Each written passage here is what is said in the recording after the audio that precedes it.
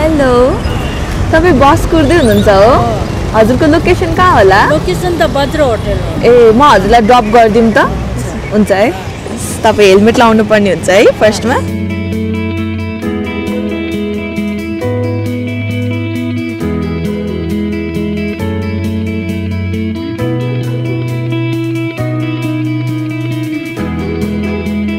तपाईँको नाम के हो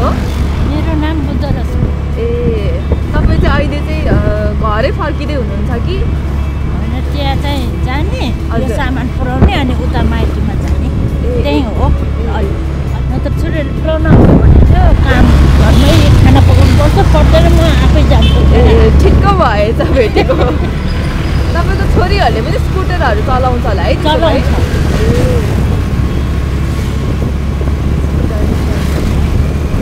एकजनाले फ्युल चलाउँछ